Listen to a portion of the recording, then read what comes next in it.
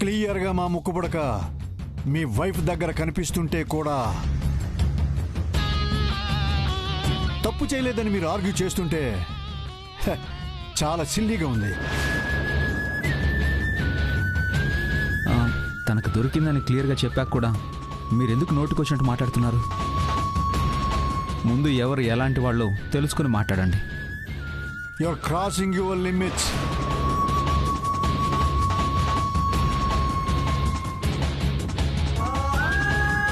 కేశవ,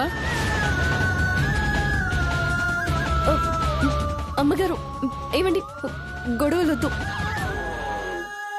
ముక్కు పుడక తీయొద్దమ్మా.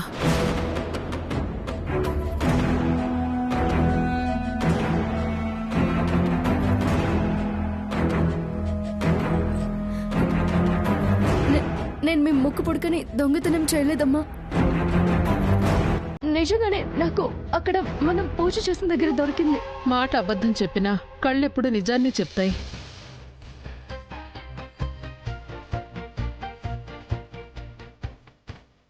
నీ కన్నీళ్లే నీ నిజాయితీని చెప్తున్నాయమ్మా. నేనంతా విన్నాను. పెట్టుకున్న ముక్కు పుడక తీయకూడదు. పూజారి గారు చెప్పినట్టు అమ్మవారు కరుణించి నేను ఆ తల్లికి సమర్పించాలనుకున్న ముక్కు పుడక నీ చెంతకు చేర్పించిందేమో.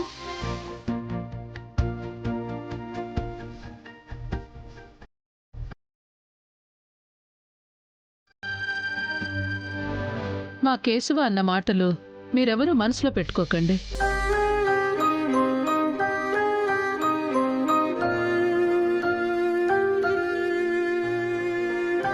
మొక్కు తీరకపోతే నా కొడుక్కి వచ్చిన కష్టం గట్టెక్కదేమోనని తను అలా మాట్లాడాడు.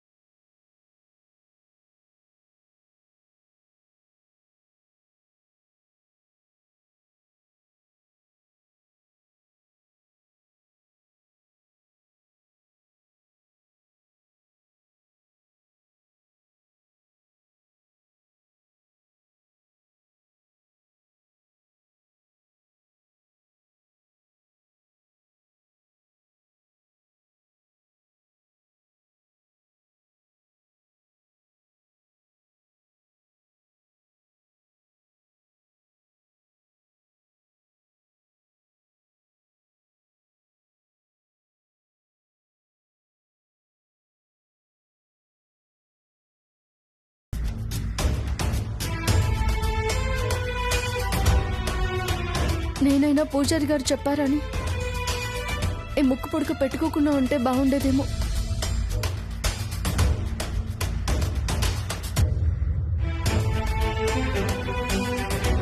అమ్మవారి పాదాల దగ్గర పెడితే సరిపోయేది.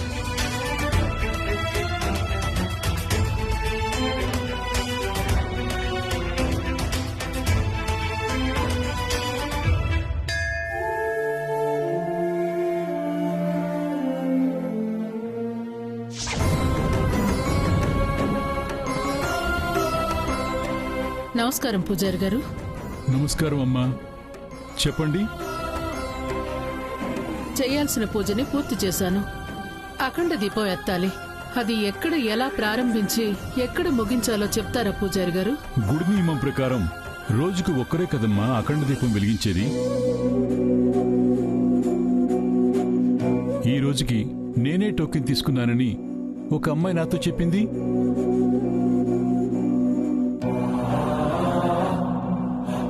వేరే అమ్మాయా? ఎవరు అమ్మాయి? ఇదిగో ఈ అమ్మాయి.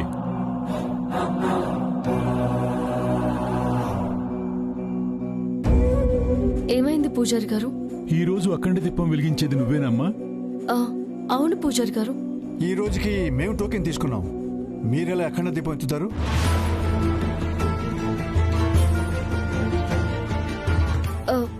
మేం కూడా ఈ రోజుకే టోకెన్ తీసుకున్నామండి. కేశవ, నువ్వు క్లియర్గా ఈ రోజే మనకు కావాలని చెప్పావా? చెప్పానమ్మా. ఓ, నా దగ్గర కూడా రిసిప్ట్ ఉంది.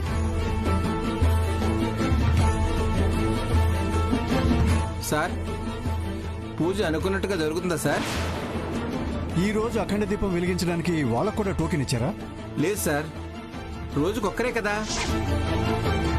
ఈరోజు మీకే, తనకి రేపటికి టోకెన్ ఇచ్చాను. మేము అడిగింది ఈ రోజుకి కదండి. కరెక్టే సార్, ఈరోజు ఈ మేడం వాళ్ళకి ఇచ్చాను. రిసిప్ట్ రాసి రేపటికి అని చెప్పేలోపు మేడం గారు వెళ్ళిపోయారు. డేట్ చూసుంటారని అనుకున్నాను.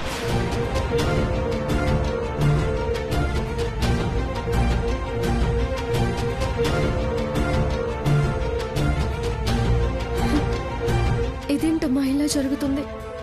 నా భర్తకు పూర్తిగా తగ్గి క్షేమంగా ఉన్నందుకు ఈ రోజు నీకు సారి ఇచ్చి అఖండ దీపం వెలిగించి నా మొక్కు చెల్లించుకుందాం అనుకున్నాను. కానీ ఈ రోజు కుదరడం లేదంటే ఏదైనా అపశకునమేమో. కాస్త దయతలుచు తల్లి.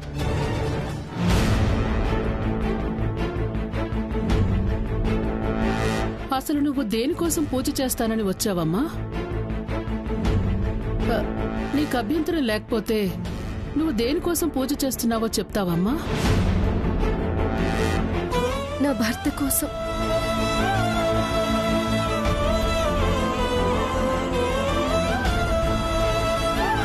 ఈ మధ్యనే నా భర్త పెద్ద గండం నుంచి బయటపడి కోలుకున్నారు. ఆయన క్షేమంగా ఉంటే అఖండ దీపం ఎత్తాలనుకున్నాను.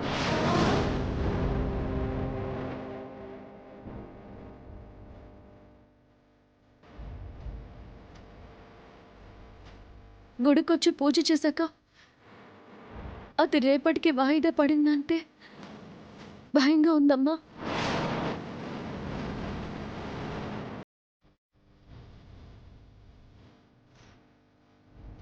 చూడమ్మా, వయసులో చిన్నదానివి, 10 కాలాల పాటు సౌభాగ్యంతో సంతోషంగా ఉండాల్సిన దానివి.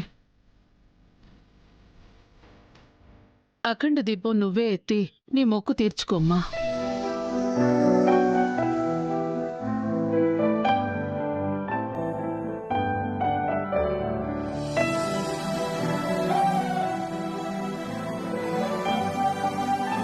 నేను కావాలంటే ఇంకో రోజు చేస్తాను. అమ్మా, ఆర్య మేలుకూరి చేసే పూజకి ఆటంకం కలుగుతుందేమో కదమ్మా? ఆర్యకి ఏం కాదన్న బలమైన నమ్మకం నాకున్నా కూడా అమ్మవారి ఆశీర్వాదం కోసం నేను గుడికొచ్చాను. కాని తను భర్త ఆరోగ్యం బావుండాలని మొక్కుకుని అది తీర్చడానికి గుడికొచ్చింది.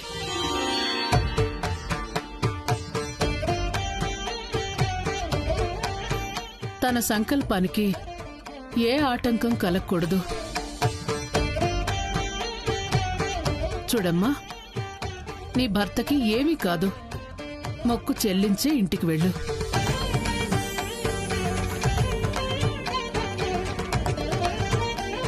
అమ్మవారి ఆశీర్వాదం నీకు నీ భర్తకి ఎప్పుడు ఉంటుందమ్మా. నన్ను ఆశీర్వదించండమ్మా.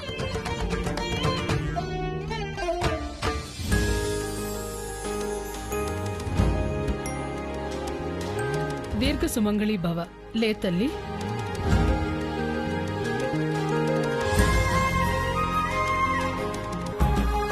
కనకదుర్గమ్మ తల్లి, నీ దీవెనలు నాకు నా కొడుక్కి కావాలి. ఆర్య నిర్దోషిగా బయటికి రావాలి.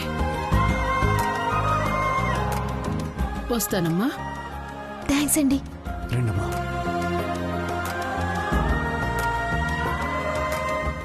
పంతులు గారు, అఖండ దీపం ఎలా వెలిగించాలి? సూర్యాస్తమయం తర్వాత మాత్రమే వెలిగించాలి.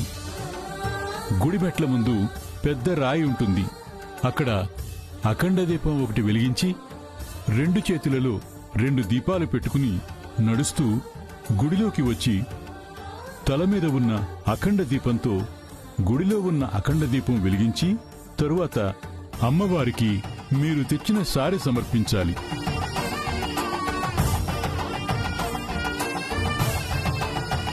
అప్పుడే మీ మొక్కు చెల్లుబాటవుతుంది. సరే పూజారి గారు, సూర్యాస్తమయం దాకా మేము వెయిట్ చేస్తాం.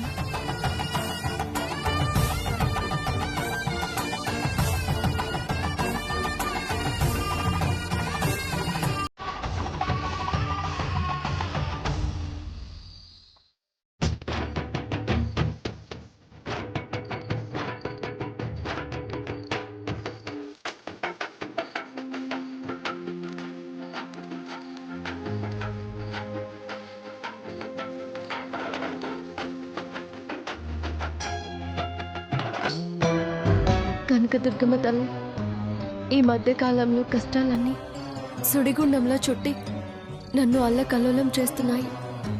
ఊహించని సమస్యలు నాకు ఊపిరి ఆడనివ్వకుండా చేస్తున్నాయి. ముఖ్యంగా నా భర్తకు ప్రాణాపాయ స్థితి కలిగి నీ దయవల్ల క్షేమంగా బయటపడ్డారు. ఆయన క్షేమంగా సంతోషంగా ఉండడం కంటే, ఆయన బాగుండడం కంటే ఈ జన్మకి నాకింకేం కావాలి తల్లి?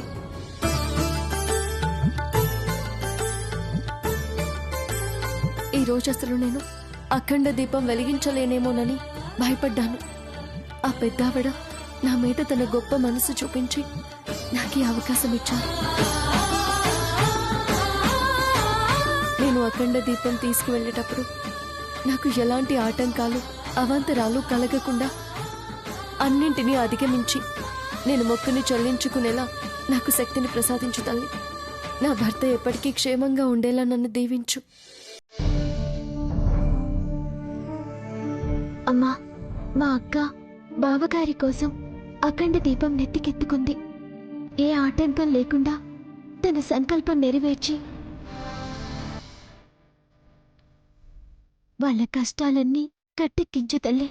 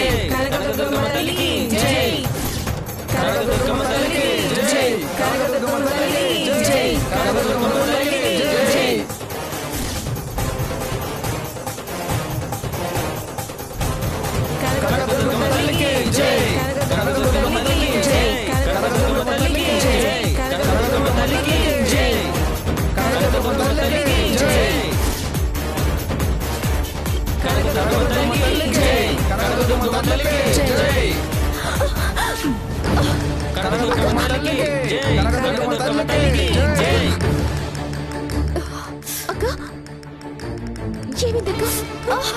అక్క నడవగలవా? పర్లేదు.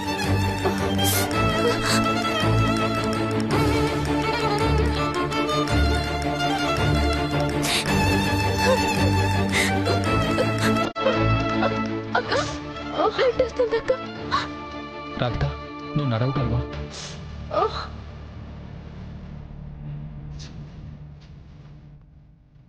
ఎంత కష్టమైనా సరే మీకోసం నేను ఇది పూర్తి చేస్తాను. అవ్వ తల్లి, మా అక్కకి ఏ ఆటంకం కలగకుండా చూడు.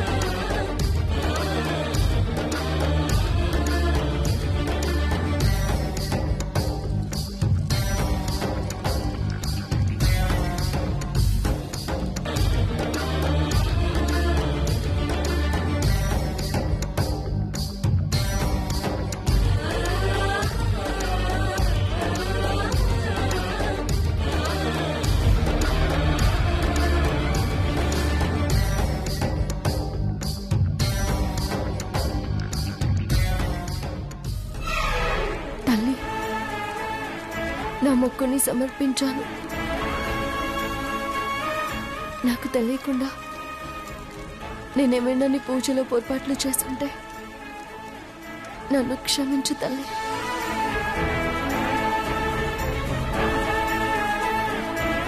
ఇక నా భర్తకి ఎటువంటి గండాలు రాకుండా చల్లగా చూడు. మా సంసార జీవితం బాగుండేలా దీవించు తల్లి.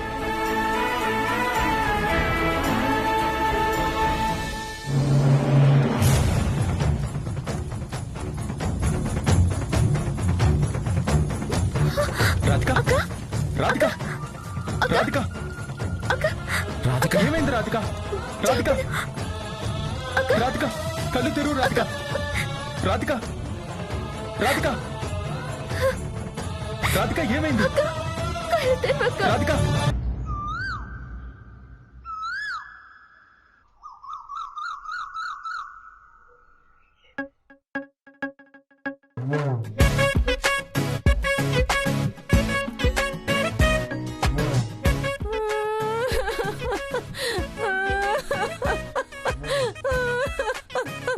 ఏంటి మంగమ్మ ఏడుస్తున్నావు? దొంగ సచ్చినాడు పింజారి మగవాడు సిగ్గులేదవా? వాడి కాళ్ళు చేతులు పడిపోను, వాడి కళ్ళు కాకులు పొడవా, బుద్ధి లేని గాడిద, నీతి జాతి లేని దుర్మార్గుడు అమ్మాయి గారు, వాడసలు. మీరెవరిని తిడుతున్నారు? నువ్వే వాళ్ళని తిడుతున్నావో వాళ్ళనే తిడుతున్నాను. ఎందుకు అమ్మగారు? ఏమో నాకేం తెలుసు. నువ్వెందుకు ఏడుస్తున్నావని అడిగితే నువ్వే తిట్లు మొదలు పెట్టావు. ఎంతైనా మా వంట మనిషివి కాబట్టి నీకు తోడుగా నేను కూడా 4 తిట్లు తిట్టేశాను. ఓ అదా, అయితే తిట్టాల్సిందేనమ్మా. మా ఇద్దరు సచ్చినోడు నన్ను ఇంత మోసం చేస్తాడు అనుకోలేదు. నేనెంత ప్రేమగా చూసుకున్నాను, ఎంత ఇదిగా ఏ చూసుకున్నాను. ఆపు. అసలు ఎవరిని తిడుతున్నావు? ఎందుకు తిడుతున్నావు? మీ అన్నయ్యనా, మీ బావా, లేక మీ బాబాయా? నా మొగుడినమ్మా. ఆ? నీ మొగుడేం చేశాడు? బంగారం లాంటి పెళ్ళ నేనుండగా ఇంకో దాన్ని తగులుకున్నాడు. ఊరుకో. నీ అనుమానం కాకపోతేను నీ మొగుడు చాలా మంచోడు, నాకు తెలుసు కదా. మగాళ్ళంతా పైకి మంచిగానే ఉంటారమ్మా. అమాయకంగా నటించి చాటుగా మాత్రం వేరే దాంతో సంబంధం పెట్టుకుంటారు. అస్సలు నమ్మకూడదు అమ్మగారు. ఆ ఆ, అందరు మగాళ్ళు ఎందుకలా ఉంటారు? ఎవరో కొంతమంది తప్పుడు అడుగులు వేస్తారు. అదేం కాదమ్మా, అందరూ అంతే. కొందరు బయటపడతారు, కొందరేమో గుట్టు చప్పుడు కాకుండా ఉంటారు, అంతే. ఏంటే వాదన? ఆ, మంగమ్మ మొగుడు వేరే ఎవరో ఒక అమ్మాయితో తిరుగుతున్నాడంట బామ్మ. అందుకే తను బాధపడుతోంది. హా, మగోళ్ళంతా అంతే. దొంగ ప్రేమేమో భార్య మీద, దొంగ చూపులు వేరే ఆడవాళ్ల మీద. యాదవ సచ్చినోళ్ళు. ఆ, నువ్వు కూడా అలాగే అంటావేంటి బామ్మ? మీ తాతయ్య ఏమన్నా తక్కువ తిన్నాడనుకుంటున్నావా? నాకు తెలియకుండా 2-3 చిన్నిళ్లు మెయింటైన్ చేసేవాడు. ఆయన మీరు కొంగన కట్టేసుకుంటే అలా ఎందుకు చేస్తాడు? నేను చెంగుతో కట్టేశాను అమ్మగారు, ఆయన తెంపుకుని వెళ్ళాడు. వాళ్ళ బుద్ధి మనం మార్చలేం, బంకర్ బుద్ధి.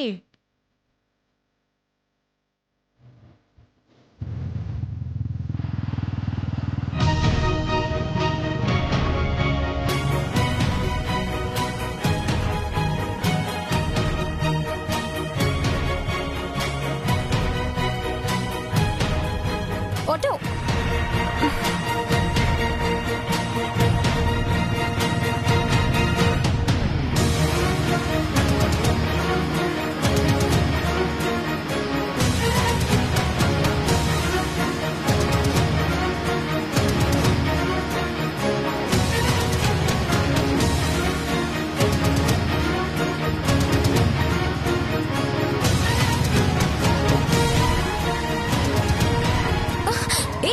బుద్ధుందా నీకు?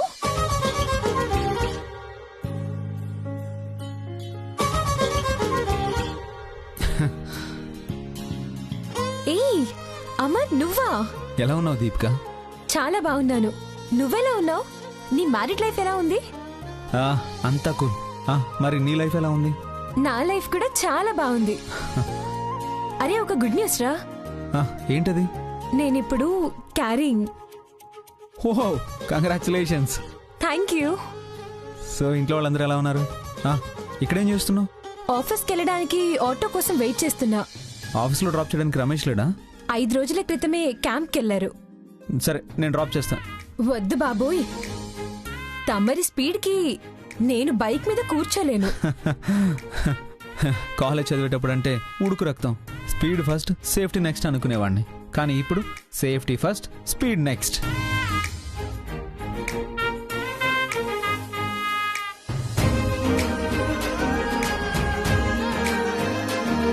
ఓహో, పెళ్ళయ్యాక మీ ఆవిడ నీ స్పీడ్ బాగా తగ్గించిందనమాట. అలా ఏం లేదులే కానీ పద వెళ్దాం.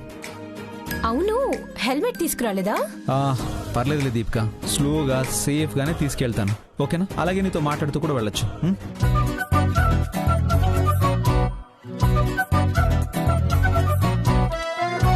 అమ్మగారు అమ్మగారు, పొద్దున్న అమరబాబు ఏ రంగు చొక్కా వేసుకున్నారు? వైట్. ఏ?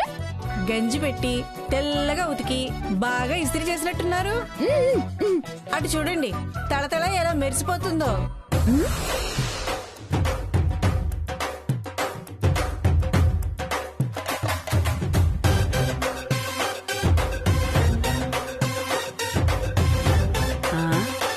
వీడు అమర్లా ఉన్నాడే, ఏదో తేడాగా ఉందేంటి? బయటికి కనిపించరు గాని అమర్ బాబు మామూలు కాదు.